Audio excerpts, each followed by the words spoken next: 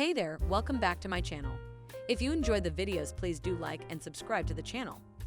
Now let's get started. Am I the a-hole for refusing to help my sister out financially even though I can afford to?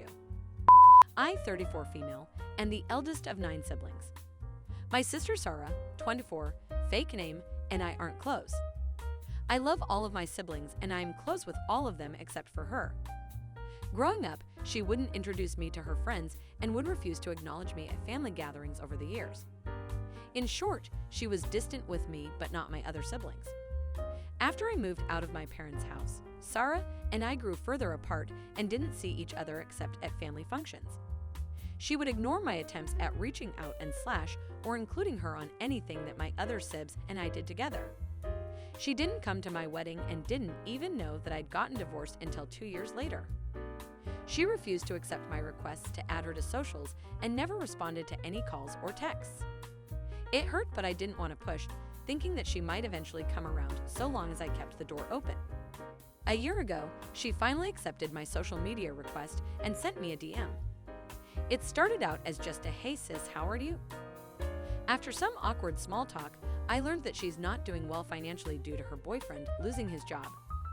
She asked me if I could lend her some dollar as she was short for groceries. I agreed and told her that she didn't have to pay me back. I sent what she asked for and a bit extra. She thanked me and asked if we could visit for a proper catch-up. I agreed and we set it up. The visit came and went and she didn't show up or answer my calls/texts.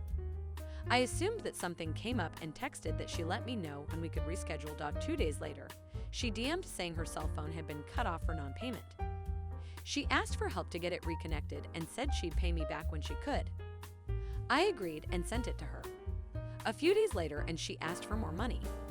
I sent her the money again, but told her that I can't send anything else until she pays me back, because I didn't have any more that I could spare. Felt like I'd been used. Then one day she asked for cab fare. I said that I'd pick her up and drive for myself. She got angry and accused me of not trusting her. She blasted me on the family group chat saying that I was refusing to help her and that I was selfish. Sarah recently posted something about how she loves her family and how much they to her. She tagged all of my siblings except for me. 5 minutes later, she sent me a text asking me for money for diapers, and I lost it. Asked her why she only ever contacts me when she wants money and that I was feeling used. She denied it and said she was angry that I could accuse her of such a thing. I sent her screenshots to prove it. She said, "Just forget it then." I tried to apologize for being rude, and she ignored me. A few days ago, she asked for help paying for rent and offered to repay the loan as soon as she could. I could help, but I don't want to. I feel like I'm being used. It hurts that she only ever contacts me when she wants money. So, am I the a-hole? Edit. Wow. I didn't expect to have so much attention on this post. Thank you, kind strangers, for your words and for the awards. To answer some questions that keep popping up: 1. Yes, she has tried to hit up others in the family, but has been financially cut off by at least 2 other siblings, as well as our parents. 2. I don't know why she's the way she is towards me, and I can only guess. I think it may have to do with our age gap and also with the fact that I was the 3rd parent of the house, and she's distant with Ma and Dad as well. 3. No, I will not get CPS involved because of that agency is when it comes to families of Indigenous descent.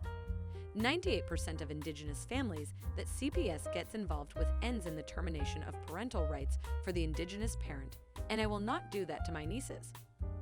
4. I don't know if there's an addiction problem with her or not for sure, but I do have my suspicions. To be fair about the wedding thing, I married my ex at City Hall and didn't have a real wedding party. I did, however, have a reception where we all got dressed up, and that is what she didn't attend. I feel bad because I don't want my nieces to go without.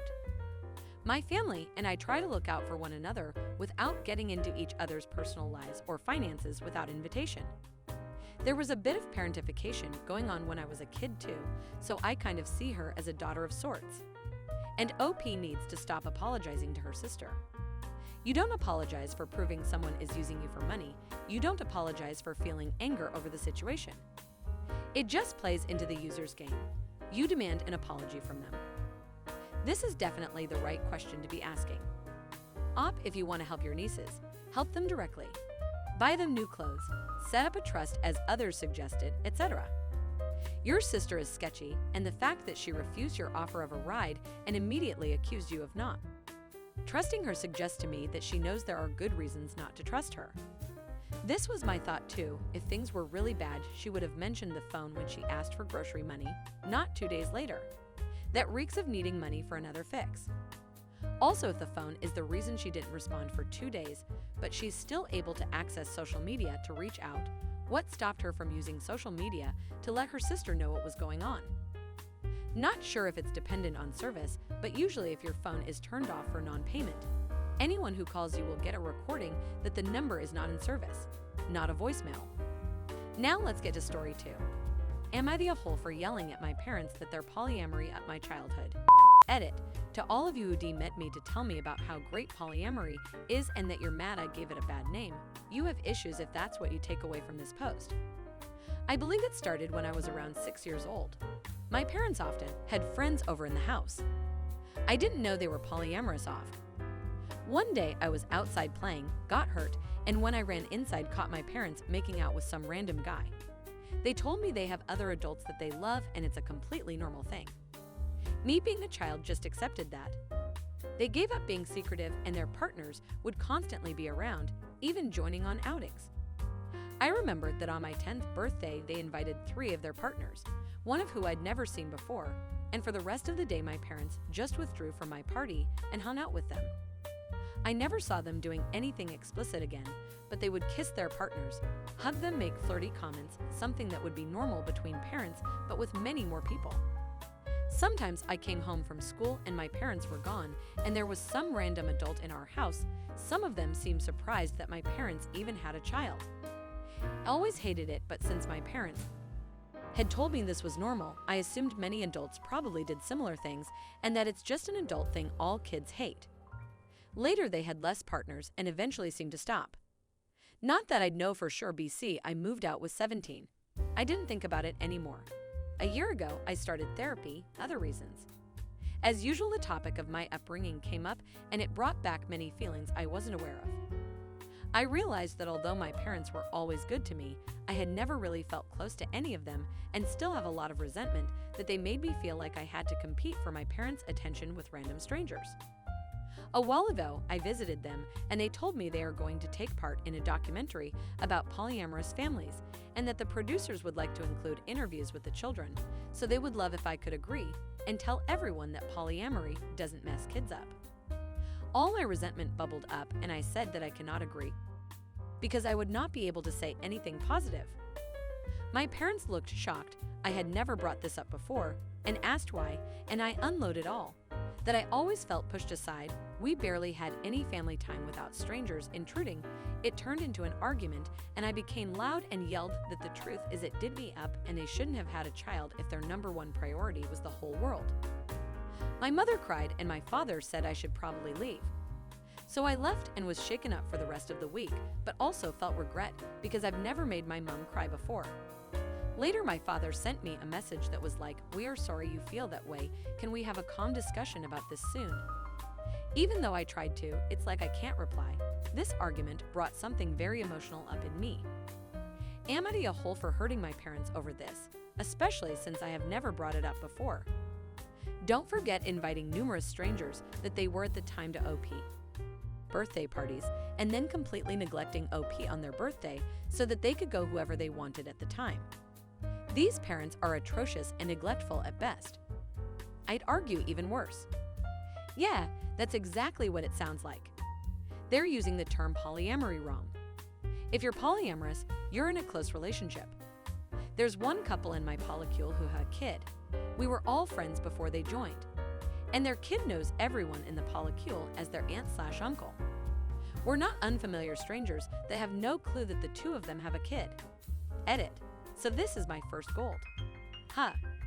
I'm glad an actual poly person is here to chime in.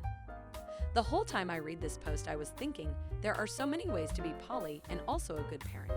This is not one of them. This reminds me of stories people have about divorced parents prioritizing their dating life over their kids. It kinda makes me sick.